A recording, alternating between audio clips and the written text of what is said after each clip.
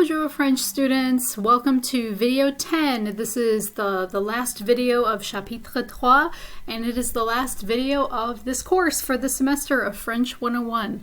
So we're on our very last topic before you take the exam for chapter 3. So the first part that we see here is called des renseignements. Renseignements is just information. So you see here a list of questions that gives us specific pieces of information about a person. So the sentence here tells us pour s'inscrire à l'université, and that means to register or to enroll himself in the university. You might notice that the verb s'inscrire has kind of a special form. You see the S apostrophe that comes before inscrire. Inscrire almost looks like to write, like écrire, which is a verb you may be learning more of later on in higher levels of French. When you add S apostrophe to a verb, it becomes what we call a reflexive verb. And reflexive verbs have different uses. Sometimes they're equivalent to something in English that is not reflexive or doesn't reflect back on the person doing the action. And sometimes they do. You'll learn more about them later, but just basically know for now that a reflexive verb is kind of like saying you're doing something to yourself or somebody's doing something to themselves. But basically, in this case, s'inscrire means to register or to enroll at the university. Robert doit donner les renseignements suivants. So he has to give some information or the following information. Notice that in French, in this case, the word renseignement, even though it means information, it's a plural word, which means it's something you can count. It's like pieces of information. In English, we never count information. We can say pieces of information, but we would never say informations. So that's one difference between the two languages. So notice that almost all of these questions begin with the question word quel in some different forms. You see quel, Q-U-E-L, and quelle, Q-U-E-L-L-E. They are pronounced in exactly the same way, but they have the same meaning. The only difference between them is that one is masculine, the first form, up here in the first question. And then down here in the third question, the one with the extra L-E on the end is the feminine form. And it depends on what you're asking about. So in the first question, it is quel est votre nom de famille? So quel est votre nom? I'm asking about a name. Name is a masculine noun. So since I'm asking about a masculine noun, quel is going to be in the masculine form. So quel est votre nom de famille? And they're asking, what is your last name? What is your family name? And his family name or last name is Martin. In English, we would say Martin. In French, it is Martin. Okay. Quel est votre prénom? Okay, so again, prénom is a masculine noun, so I'm using the masculine form of quel to ask about it. Prénom just means like the before name, so we're talking about first name, and that is Robert. Quelle est votre adresse? Okay, now we change things a little bit because adresse is feminine. L'adresse. So we're using the feminine form of quelle. So c'est le 215 Ursuline Street.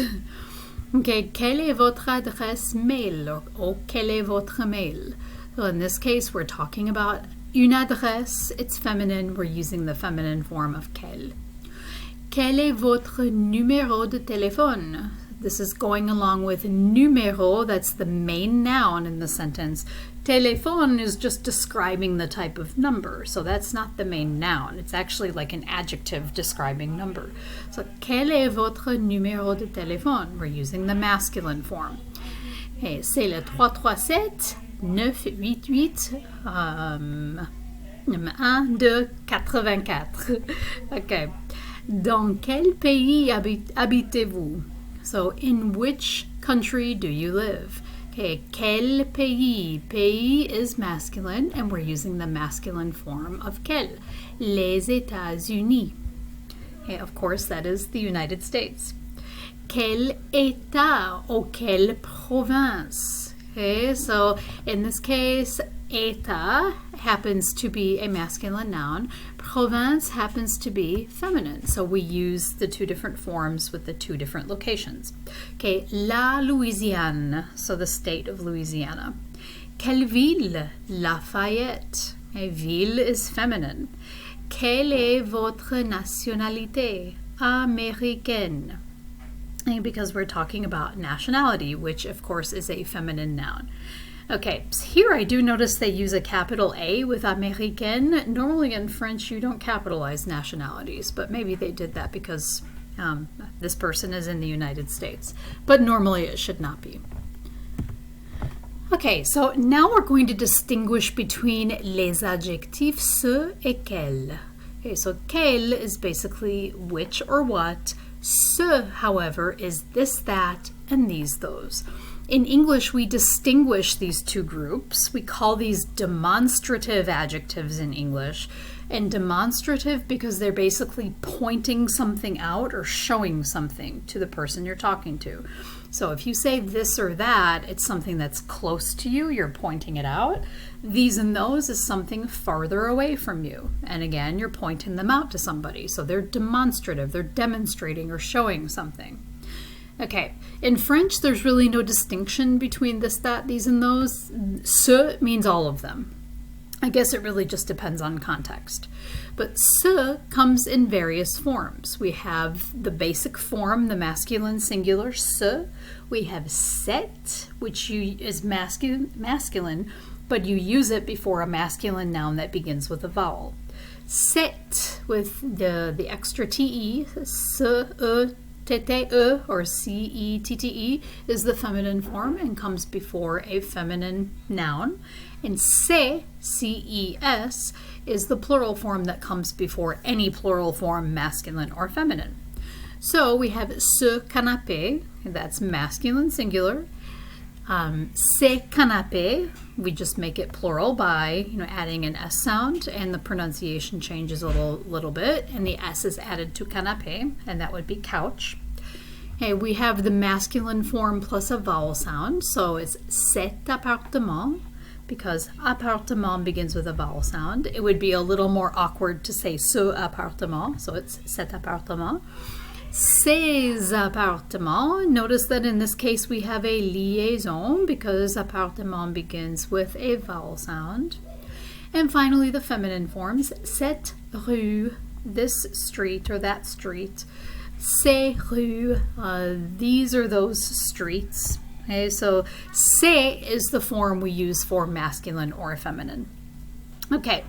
So I can say something like, j'aime bien ces maisons dans cette rue. So I like these houses on this street. Or I like those houses on that street. I think it probably just depends on the context. If you're talking to somebody, you're probably going to guess how far away or how close that street is or that house is based on your conversation with that person. In English, we just make a finer distinction there. Okay, so now moving on to quel, the adjective quel, which can be which or what, and it comes in various forms too. So we have a singular form, we have a plural form, and it can be masculine and feminine. So if it's masculine and singular, it would be quel appartement. Okay, so we have the form quel without any extra letters. We have the plural form, which would be quel appartement, and there's no change in pronunciation. We're just adding S's to these words, and they are silent S's. But again, based on context and the rest of the sentence, you would be able to figure out if it's singular or plural. Quelle rue would be the feminine form, feminine singular, and you see the spelling changes in that case.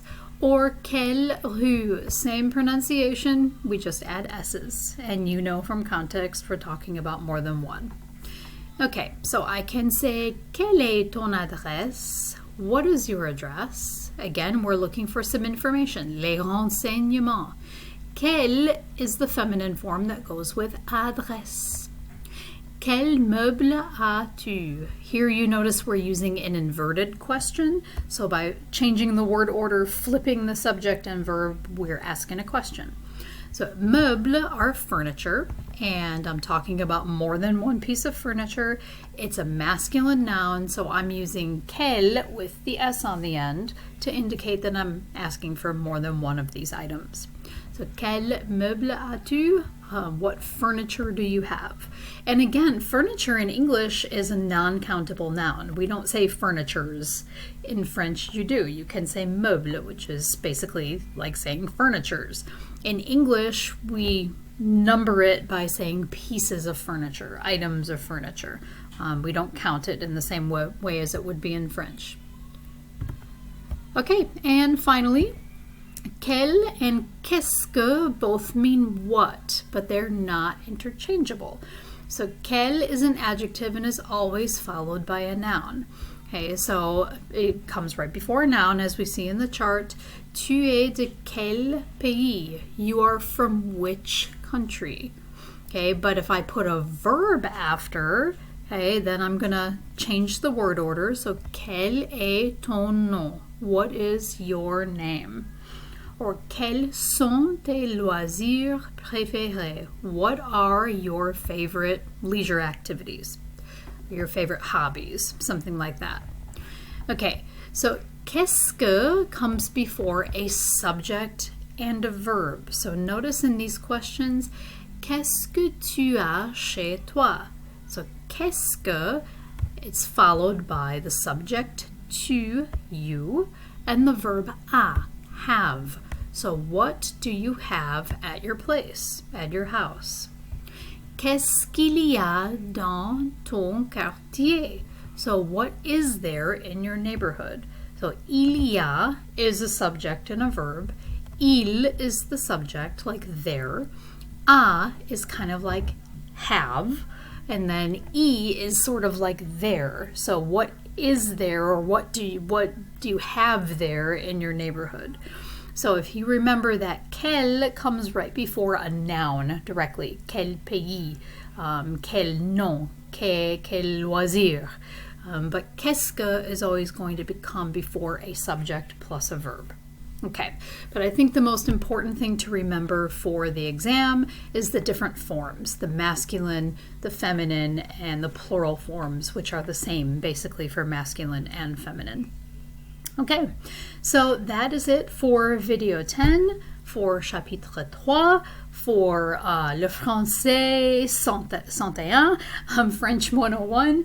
So this will wrap everything up, our final video, and good luck with examen 3 or examen 4 sur chapitre 3.